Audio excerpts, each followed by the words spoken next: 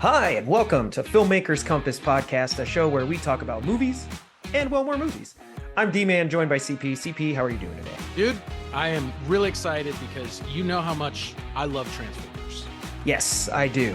If you can't see right now because you're listening to this podcast, CP just held up an Optimus Prime Transformer.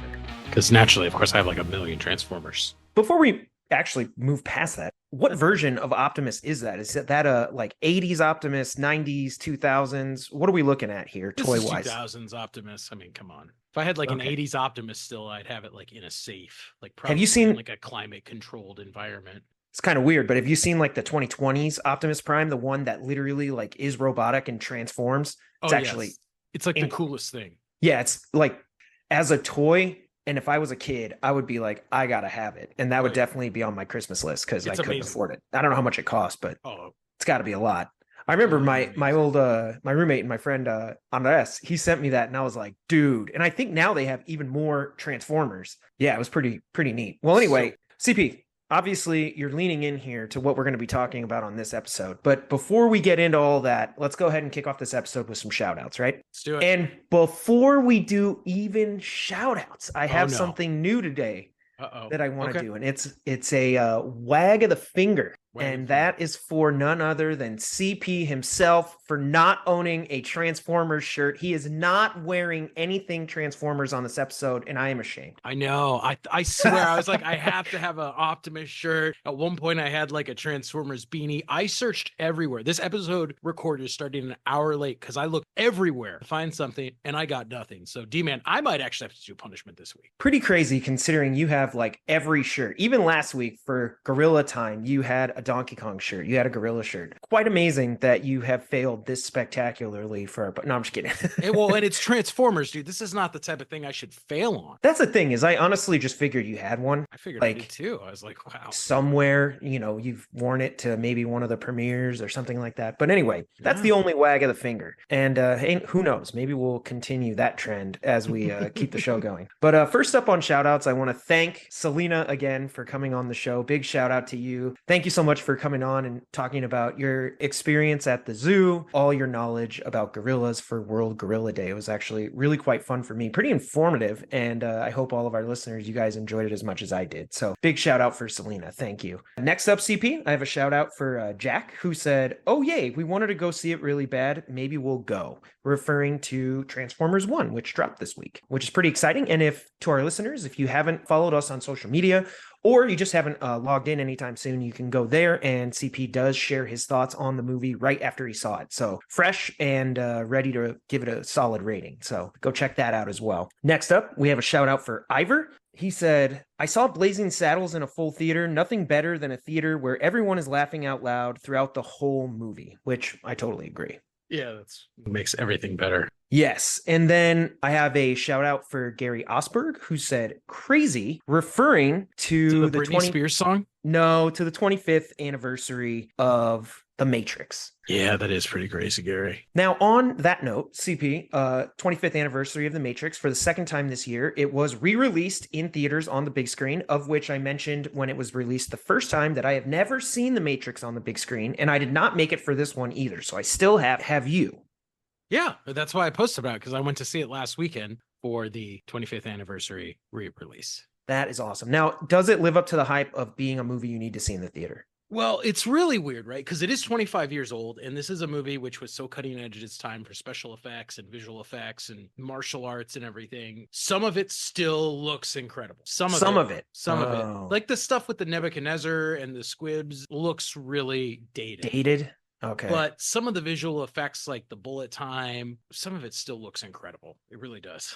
Still blows my mind that bullet time is literally cameras lined up around a subject representing frames of a shot, and they're just repeatedly running. I'm like, holy cow. That's really impressive that they were able to stitch all that together. Can you imagine how much work that was? Because you're going to have to literally do that manually. Yeah. I doubt they had a system filtering that on the back end yet. They're probably taking either individual shots, or if they're recording video, the entire thing, and then you got to pull out the correct frames and match it all up. I know, it's nuts, dude. It's like back when they did original lightsabers and they were actually rotoscoping it like frame by frame. Yeah, right. You're like, like, that's what? crazy. Yeah. So much work, but man, it's such appreciated by all of us film fans out here. So, CP, here is a shout out to Ivor again, but he is referencing your take on Beetlejuice this time. So he actually said, I don't mind Beetlejuice. I just did not understand all the hype around it. It is just a movie to me. I think the atmosphere of the movie is what attracts people and attracts the kids.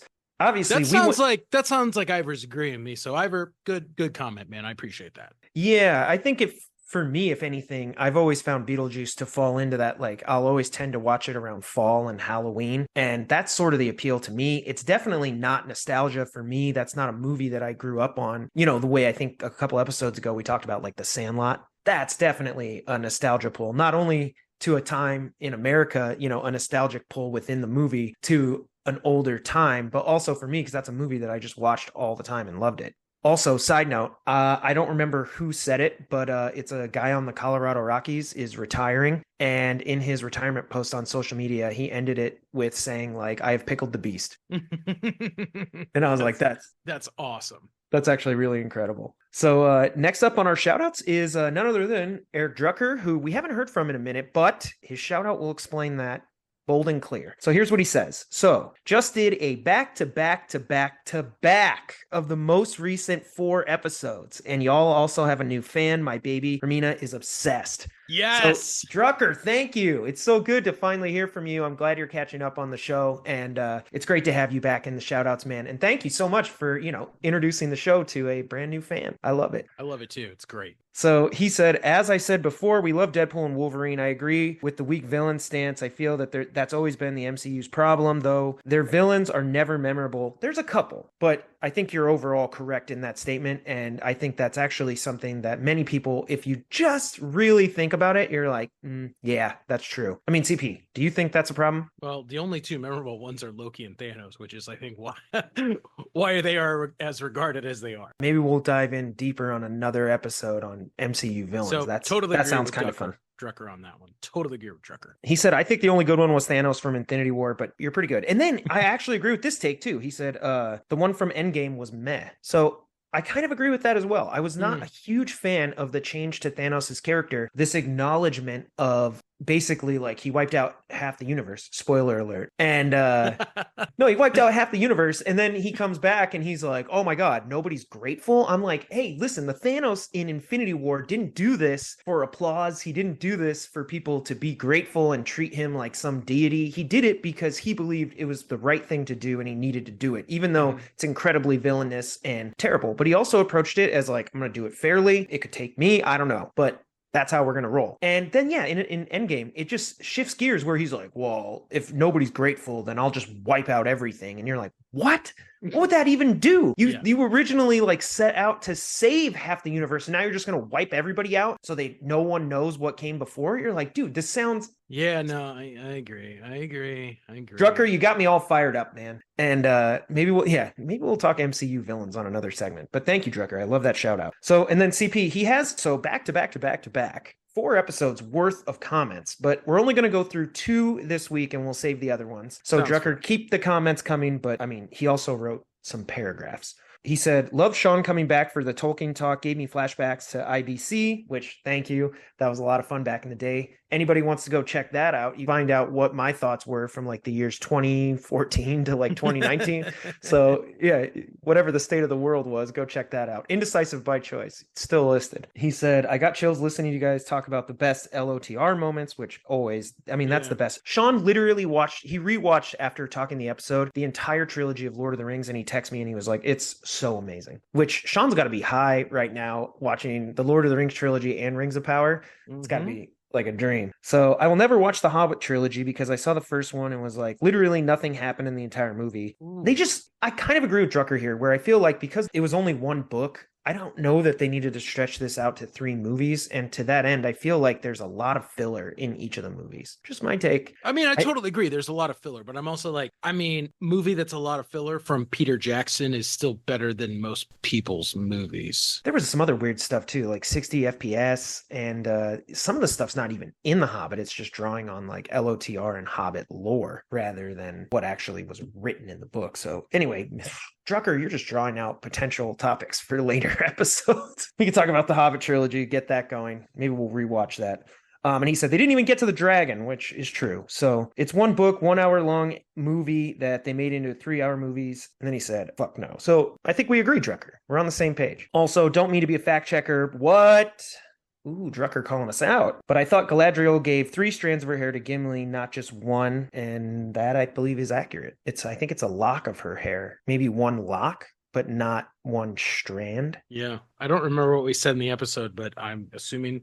Listen, Drucker, I'm going to side with you. You are correct, and Sean is wrong. So, said I'm super pumped for Rings of Power season 2. I enjoyed season 1, and that's it for Drucker's shout outs. So we will continue with those next week. But I'm glad you're listening to the show again, and I always love to hear from you. So there was CP. There's quite a bit more from him, so I'm looking forward to that. I have to give a shout out to all the Batman fans out there. We just enjoyed Batman Day. Did you do anything special, CP? Of course, I did something special. I went out to the comic book shop, hung out with a bunch of creators, and I went to see Batman 1989 from Tim Burton, starring Michael Keaton in the theater, and it was incredible. Another movie that I've never seen on the big screen. Always wanted to. I'd probably prefer The Matrix if I had to pick between the two, but Batman 89 is actually one of my favorite Batman movies. And you know what's blowing my mind is that I've seen a lot of these lists, for Batman Day of people ranking their favorite Batman movies. And for whatever reason, people are ranking Batman 89 really low. Like out of all the live actions, it's like, I don't know, 9 or 11 or something. And they're putting it at like 7. I'd put it like 4th or 5th, to be honest. I'd probably put it at like number 2, just because I love that movie. But you're probably wrong. I would put it at like 4 or 5. I don't know. I think that's one of the best Batman movies. I love Jack Nicholson's portrayal of the Joker. I think overall there's a nostalgia factor. I grew up with that. I mean, I remember we used to have the VHS, and they used to have that like Pepsi commercial with the Batmobile. Yeah. And they had this really cool on the VHS. They had this really cool like Looney Tunes segment that played before it. And so I don't know.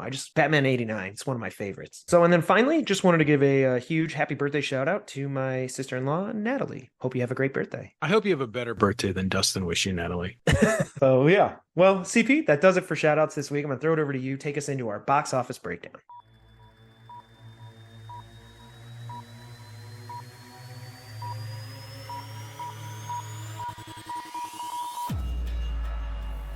All right, folks, it is time for our box office breakdown. Let's go to the numbers. Deadpool and Wolverine has not gone away. It is still holding down the 5th position. It was in the 3rd last week, so it's on its way out, but still holding around, which is mighty impressive. Interesting. Just given the fact that, I feel like everybody that went to see it saw it kind of within the first 2 weeks, but that movie had such staying power because I think people went to go see it again and again. I don't think it was a one and done. Absolutely. And the worldwide gross on it is now $1.3 billion.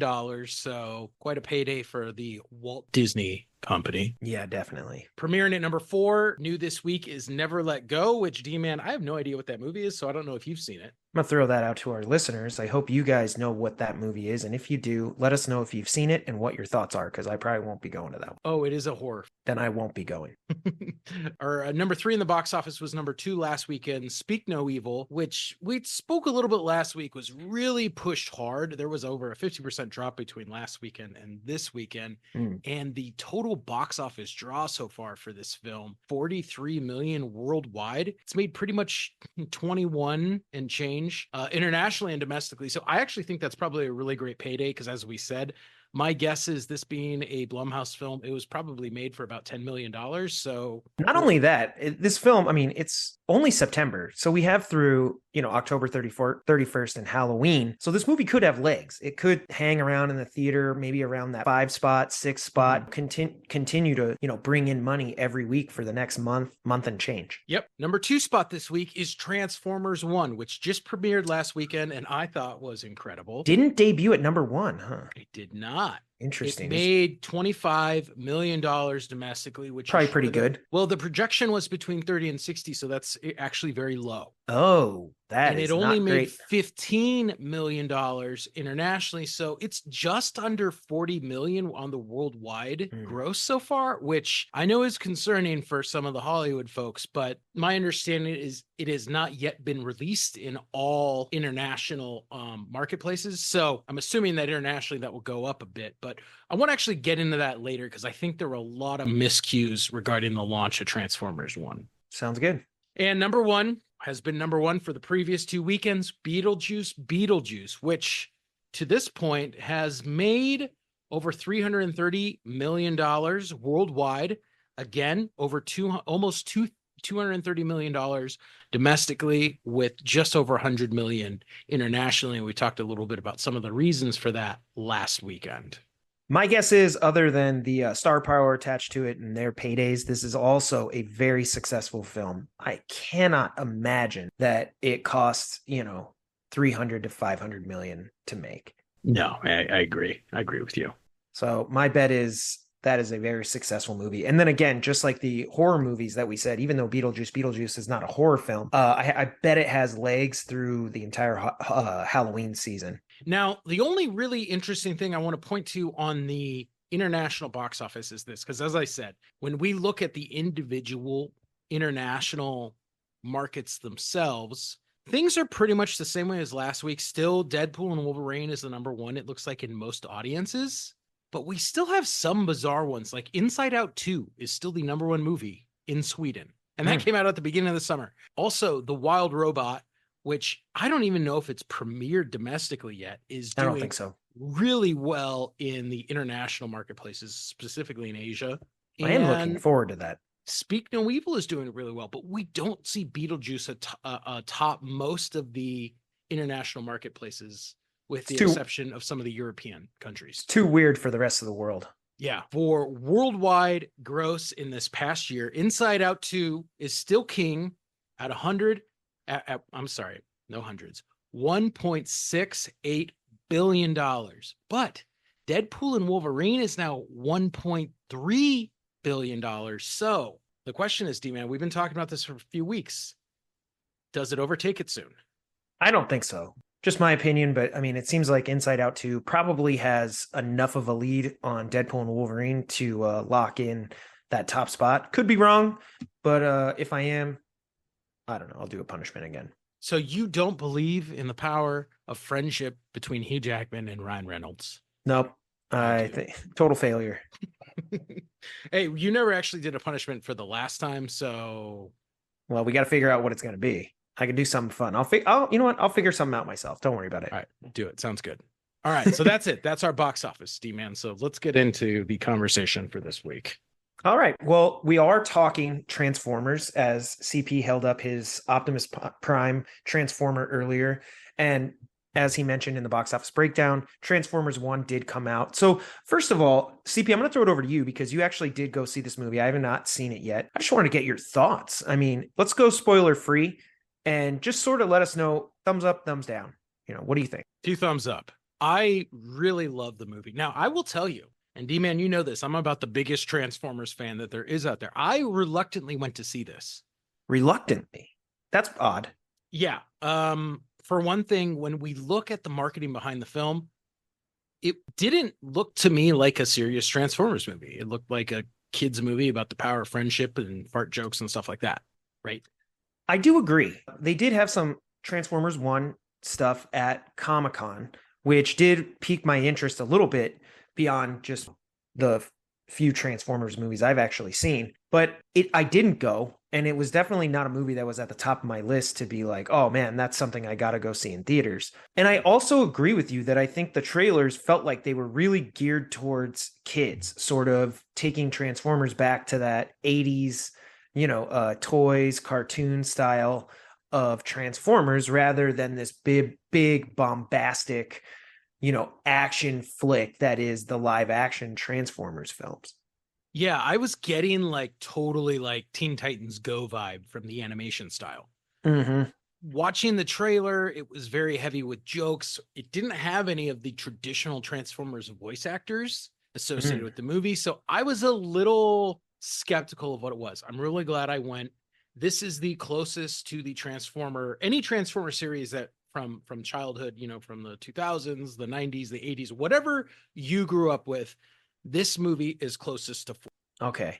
So is this like me playing with my toys in my room when, I was 10, 8, imagining these worlds and sort of bringing these characters to life? Because, I mean, at that time we had the cartoon, but realistically, a lot was left up to the imagination.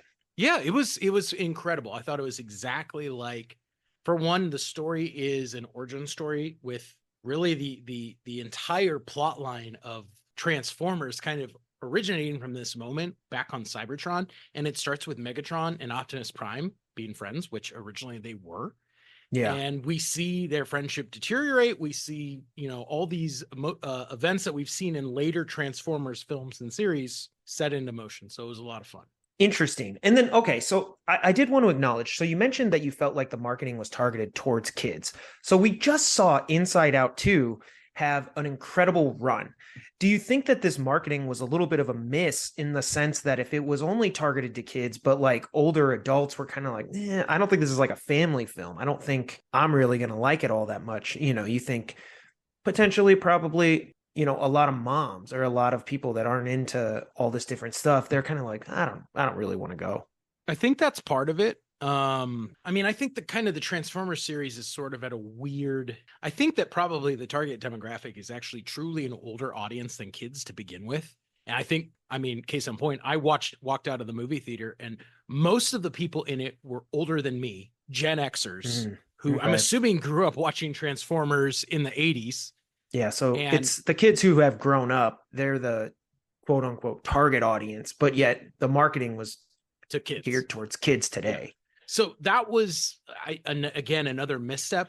The other thing, though, was Transformers have always had a really strong summer box office performance, Yeah. right? It's always kind of been a summer box office movie, giant robots fighting, like, that's pretty much summer blockbuster bait right there. So the decision to launch it in the very last weekend of summer, I mean, fall started over the weekend.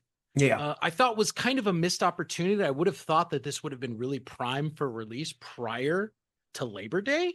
And I don't know what the studio was thinking, but I think that was probably a missed opportunity too. So I have a question for you, and maybe this is obvious or maybe it's something you haven't really thought about, but I am curious.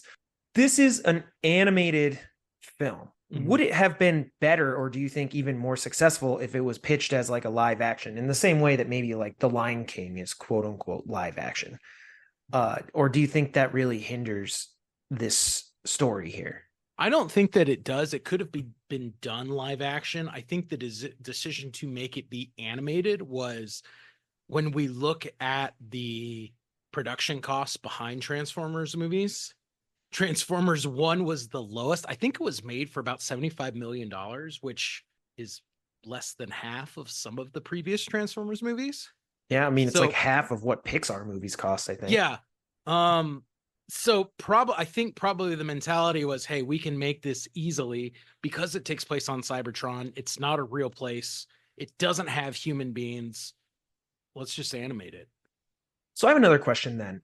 As an animated film, does this fit into the chronology of the live action films? Is this supposed to be represented at all and sort of lead us into one of the live action movies? Or is this just totally separate, different world? Like, No, I think it actually does work with, I mean, Transformers canon is kind of a little bit of a questionable thing to begin with, because there's lots of contradictions that we get throughout the Transformers movies.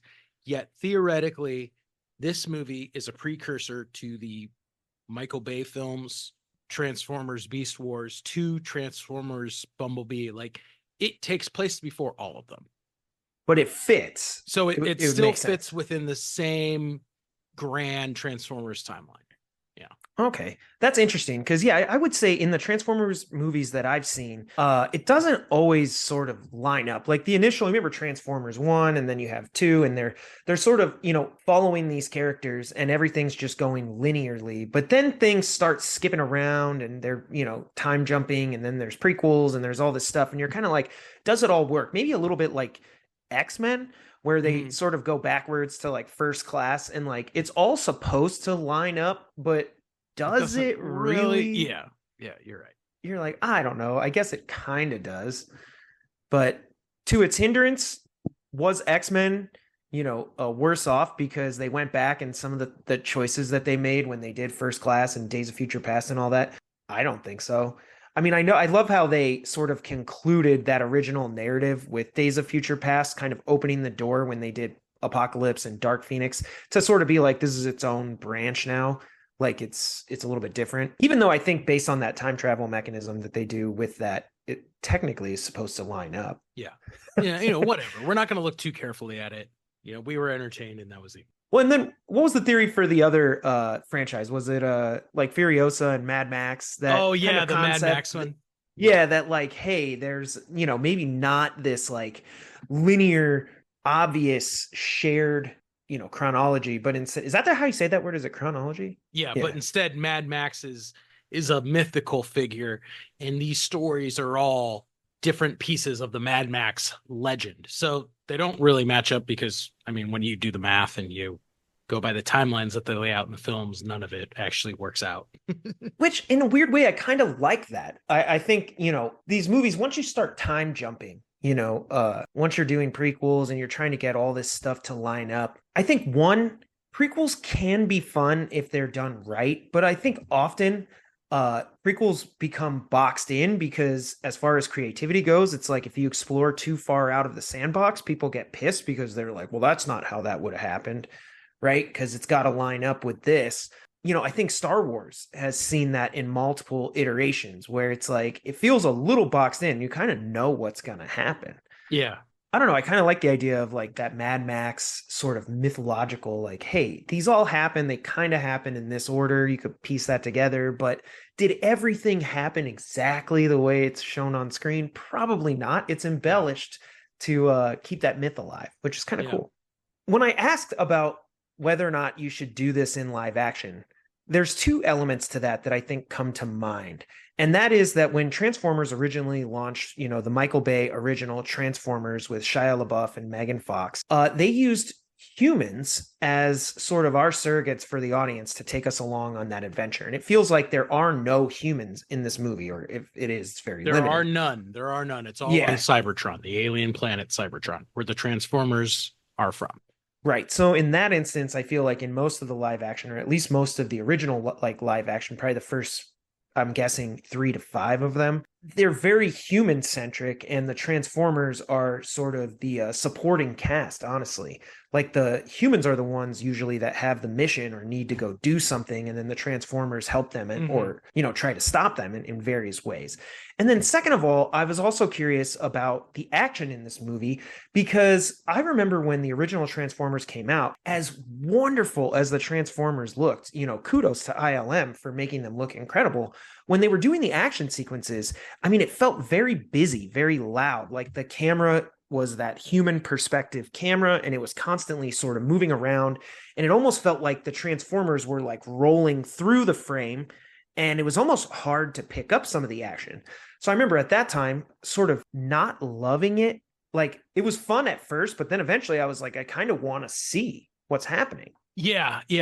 So let's talk about the second one first. It's tough to tell. I don't know, because I think it's nowhere is that more evident than in the first 3 Michael Bay Transformers films. I feel like as the series goes on, that kind of diminishes the sort of camera not really letting you see the full Transformer all the time thing.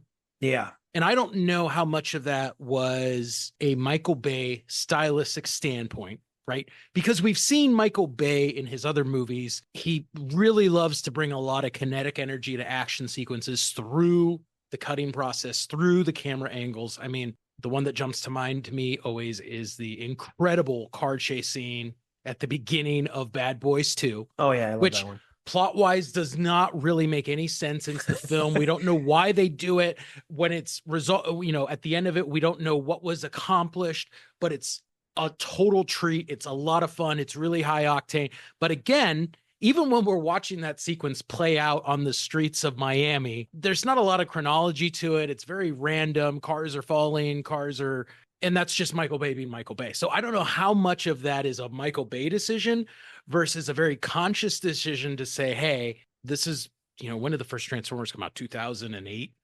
Yeah, sometime back then, yeah.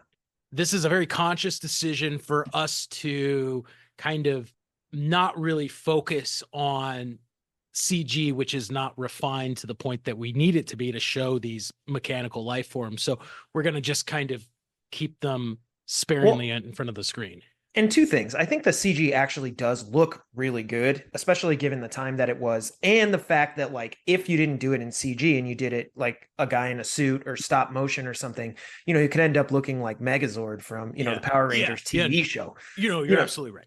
That's the only way they could have done it. And it's going to look way too, stop motion, as cool as it would be. And I'd totally watch a stop motion Transformers movie even today. Yeah. I'm not saying it wouldn't look cool, but I don't know to the degree that it would come across as like living, breathing entities that are the Transformers versus like, a robotic truck. I don't know. Yeah. Stop motion can be incredible. I just haven't seen it, but I would watch it.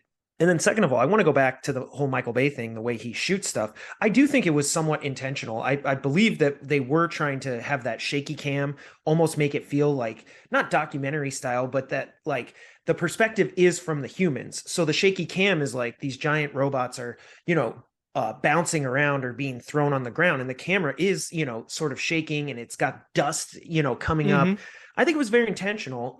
Not to say that I think it doesn't work. It's just that sometimes I wanted it to pan back so I could actually see the epicness of the actual fight. I think that would have been cool. And then when it comes to Michael Bay action sequences, you brought up Bad Boys 2, but I know this happens in Pain and Gain, and it happens in Transformers 1 and probably even in the other Transformers films. But in a lot of Michael Bay action sequences, you do see where he'll literally have this epic action sequence, and then it just ends abruptly. Yep. And I remember, I think you said Bad Boys 2, like they're literally on the bridge and like a car explodes, and then it just cuts away to like the cops in the police station watching that on news footage. Yeah. And like it just ended. You're like, but wait, what happened? There was a chase scene happening. And he's like, oh, don't worry. Everybody got away. And you're like, what?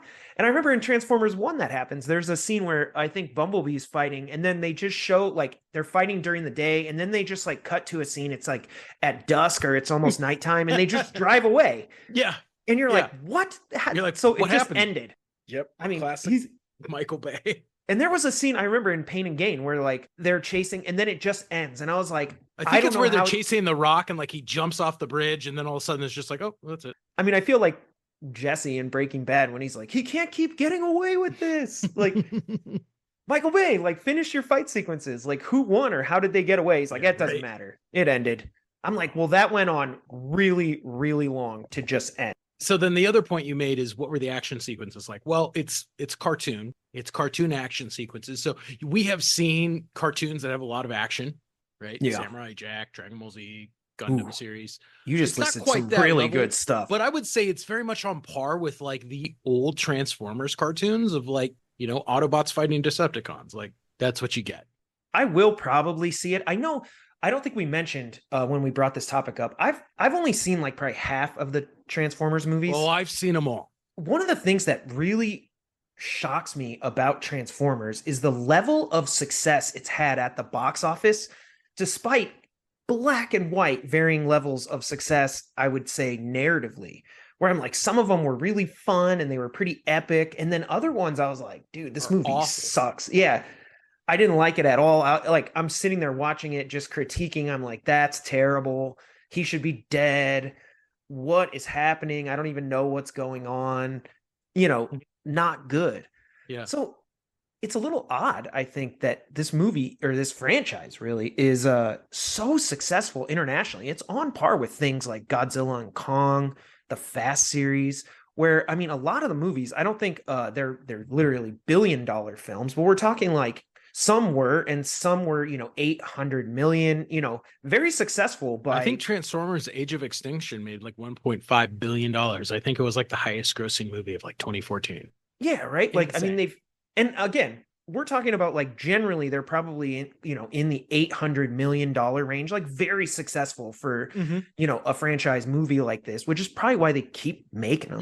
Yeah. It's interesting to me because you mentioned in Box Office Breakdown that this one is underperforming given the projections, but also probably compared to its live action counterparts. So I don't know if they were testing the waters here to see if they have, a successful animation franchise style that they could kick off and sort of make sequels to that and then continue the sequels with like the whole Beast Wars thing. I don't know, but it's weird because it's been really successful. I don't know. what do you think brings Transformers that level of success? Is it just, a Teflon brand? Are people that enamored with these transforming robots or Well, cars? again, I think choosing a franchise that really kind of was popular in the 80s, right? Yeah, As we said, and then the decision to start releasing the movies in the early 2000s, you were able to kind of bridge a generational gap by getting Gen Xers to take their kids. So now yeah, we've had kids growing up with Transformers for 20 years, but they're a whole group of parents that grew up with Transformers themselves, kind of like almost in the same way that I think something that's led to the Star Wars success, right? You had sure. a whole generation of people who grew up loving Star Wars and were really excited to share that with their kids. Yeah, So I then get that. those kids grew up and embraced Star Wars as their own. So that's probably a great foundation to build a franchise on. Yeah, that makes sense. On top of it, I mean, most of it is giant robots, and that probably translates internationally really, really well. I would agree too. I think it reminds me probably most of what we've talked about in the box office breakdown regarding like Kong X Godzilla, and the success it's had in the international box office. I mean, it performed well here, but as far as the movie, right? I think those movies sort of get a benefit of the doubt of like they're giant monsters, and I went to go see this to watch giant monsters beat the crap out of each other. And when it comes to Transformers, I think it sort of falls into that same boat where people are like, listen, as long as the story makes sense for this thing to exist, I want to see these giant robots fight each other. Mm-hmm. That's what I'm buying the ticket for. I'm not looking for, freaking Godfather here. Now, Yeah. if we got it, that would be incredible. But if not, you're like, is the movie, even if you and I would say this movie sucks, but are people getting their money's worth? I think they might be. I mean, I would think so. Even if the plot in the movie were like, dude, this movie is not good.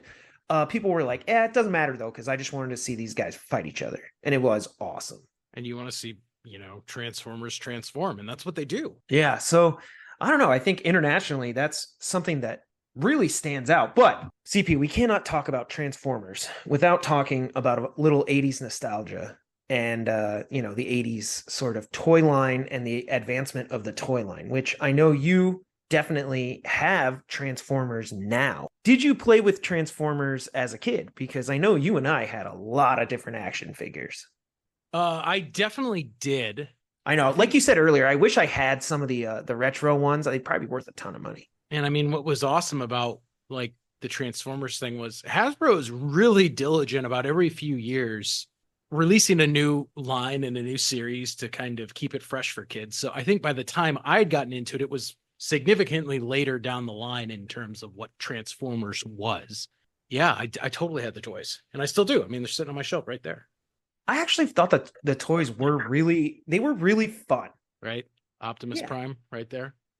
I don't know. The idea of like, transforming, a truck toy into this robot and sort of letting your imagination take over was like a really creative idea. But what I wanted to ask you, and I don't remember if this is true, but was Transformers, the cartoon, created to sell toys? Yes. You think a absolutely. little bit like the one for G.I. Joe or even, right, Teenage Mutant Ninja Turtles, even though I know it was a comic before, the idea though was that we need this cartoon to sell the toys. Like, yeah, right. My Probably even was that Care Bears. We got like a Transformers movie, we got Care Bears, we got Teenage Mutant Ninja Turtles movies. I think all those lines, right? My understanding is, they're like, hey, let's how can we sell more toys? Well, if we make an awesome cartoon, then we can totally sell more toys about it. So that was probably kind of the He-Man, inspiration for it. Yeah, right. That was like Masters the of the Universe. 80s MO, right? Like big toy companies were like, let's make a toy line and then we'll develop a cartoon to go with the toy line, and then everyone will buy the toys and we'll make a lot of money. And they did. God, that works so good. I feel like we should do that. I 100% agree. Especially when you think about all those Ninja Turtles, Transformers, G.I. Joe, He-Man, like those are all incredible action figure lines to begin with. Dude, we got some really great stuff in the 80s. I mean, I say that I was born in 87, so. Well, it was totally right. Like they just, it worked. I don't know. It was a really good business model. Yeah. And it also, like, the cartoons themselves, while incredibly fun, I mean, they were very formulaic. they remind me a little bit of like, Power Rangers, Hmm. also sold an insane amount of merchandise and toys, but it was Hmm. like incredibly formulaic. They weren't really, breaking new ground or tackling huge narrative or emotional issues within their shows. You're like, no, it's just a serial of the week, Saturday morning cartoons. The other thing we need to remember is actually, I think, the lasting impact of the 80s Transformer show. Like, not only did it give us all this other stuff, but there was actually an original a Transformers movie released in 1986 that accompanied that initial cartoon series. And that one I've seen, and a lot of people die. Oh yeah. It's pretty, I guess it was like really shocking at the time. Like a bunch of kids went to go see this movie and like all their favorite Transformers get murdered. And Yeah. I guess the whole point was apparently they wanted to refresh the toy line with Yeah. like new Transformers. So they're like, we'll do this big epic movie where like all these characters die, and they sort of die out of the gate. And then like the new team comes in, and then they were like, oh, everybody will just be dying to get all these new Transformers. And it didn't actually work all that well because No. everybody was in love with the old Transformers, and they were like, oh crap, what did we do? Yep. Yep. Yep. And they scarred a bunch of kids. I think kids came out of the theater like crying, or they were Oh yeah, super totally. sad. Totally. I believe it, man. Yeah, quite amazing. But I mean, from that cartoon we did get the theme song for Transformers, more than meets the eye. Yep. Transformers. Robots in disguise. Yep. So amazing. I mean, there's so like the TMNT one is just incredible. That's probably like one of my favorite TV show intros of all time. I love Oh, Friends, okay. Well, now we're just talking about Sopranos. shows Yeah, that but I mean D-Man like loves. TMNT, like those were awesome. Even Dragon Ball Z had a great TV intro. Love that one. Was it Rock the Dragon? But yeah, I do. I mean, it's weird. I'd have to go back and rewatch the 80s Transformers show. Speaking of that, if we wanted to go watch 80s G.I. Joe, 80s Transformers, Care Bears, He-Man, are those available on any streaming service? Like, are those out there I don't anywhere? know, dude. I don't know. That's a good question because I was actually wondering that same thing. Because I Is know there Teenage different Mutant Ninja places? Turtles that got purchased by Nickelodeon, so that is available. I think the first season's available on like YouTube, and then all of the seasons I think are available on like Paramount Plus. I think so. But that was because that got purchased by Nickelodeon. So I wonder if the other ones are out there somewhere. I don't know. We'll have to take a look at that. And to our listeners, if anybody knows, I don't know, might be cool to throw those on maybe in the background sometime. Just Yeah, right. catch some old 80s nostalgia. That would be pretty dope. So CP, going back to Transformers 1, I do have a question for you. Yes, I have an answer for you. Did it need Megan Fox? No, so I think that's Would that have helped? It might have. well, so something that I always found fascinating about the Transformers franchise was star power, right? Yeah. The initial films truly leaned into star power, right? The point being, right, two young actors, Megan Fox and Shia LaBeouf, both on the rise. This movie really kind of capitalized on them to, sort of shoot them to superstardom Yep. It did too. in the 2000s.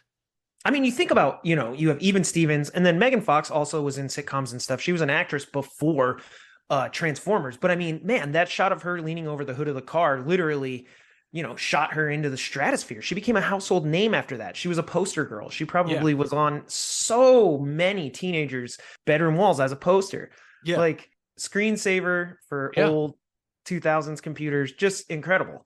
And literally that franchise has just kept her as that sort of sex symbol, and quite incredible. So I don't know. I just think maybe if you threw, I don't think digital Megan Fox, but if they had live action Megan Fox being Transformers 1, that might be even better. Well, I mean, it's interesting though, because the decision at the start of the cinematic release of Transformers was let's lean into star power, right? When they did kind of the first reboot, which was still a continuation of the Michael Bay movies, they're like, hey, let's bring in Mark Wahlberg and make, Cade Yeager Yeah. the main character, and he's going to be the hero now for these next movies. And Well, and who else they had? They had Josh Duhamel. They Mhm.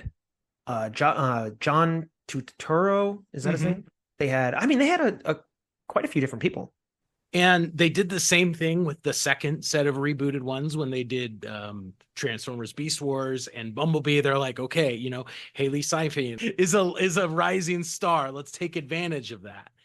And this one, I guess my point is, it was always weird to me that the main characters were never the Transformers, right? It was always the actors in the movie.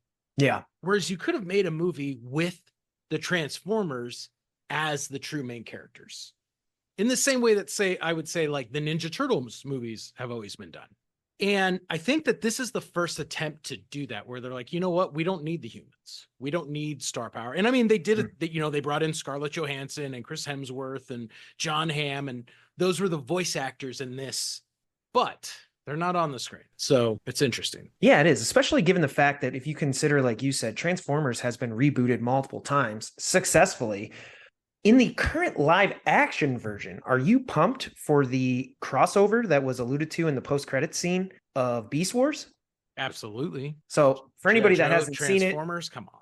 Yeah, spoiler alert, but they're going to combine Transformers with G.I. Joe, which I think is perfect. You know, it's an 80s cartoon nostalgia bomb, but they actually kind of might work well together. Like, that's pretty neat. Mm-hmm.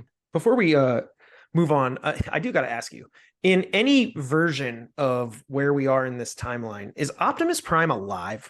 Because I feel like he's died like 8 times. Dude, and I think that that's my biggest, I was going to say, I was actually trying to count it in my head. And I think 4 times he has sacrificed himself, and a 5th time he was going to sacrifice himself, but didn't need to. And I'm almost like, come on, like, guys, look, nothing brings tears to my eyes quicker than Optimus Prime dying.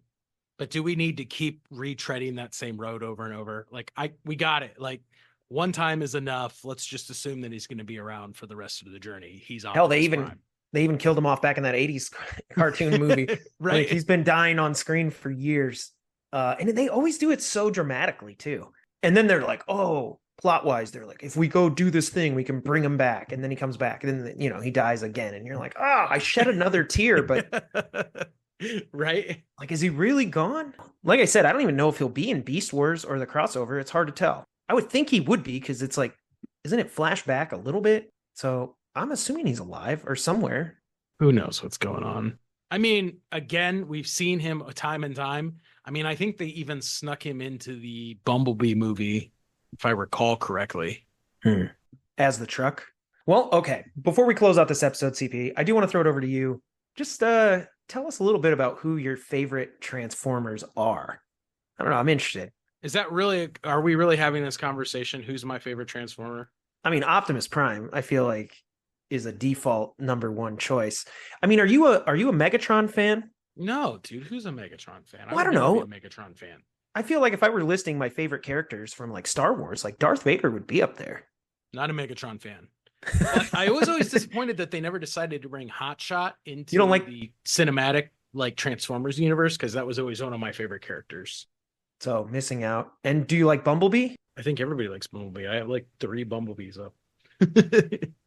I always hated him because he felt like a arrogant prick. No, no, that's not him. That's somebody else. But anyway, I don't know. You got a top 3? Top 3 for me, probably Optimus, Bumblebee, and then Hotshot are probably my 3 favorites.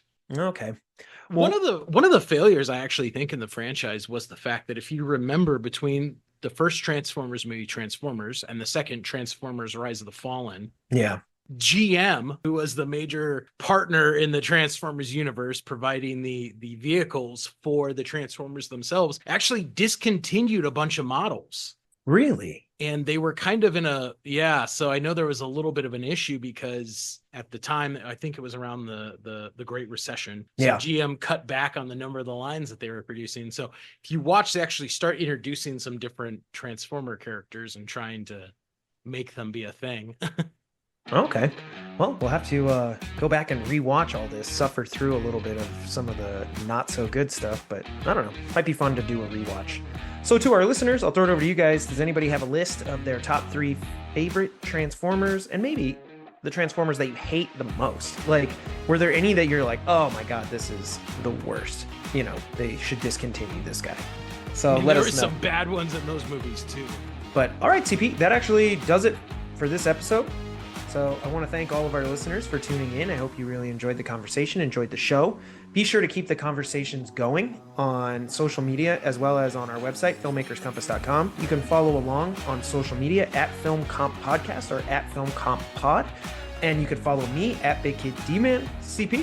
You can follow me at NDCal5. Thank you for hanging out and talking about one of my favorite things in the world, Transformers. And we will see you back here next week. Until then, keep watching movies.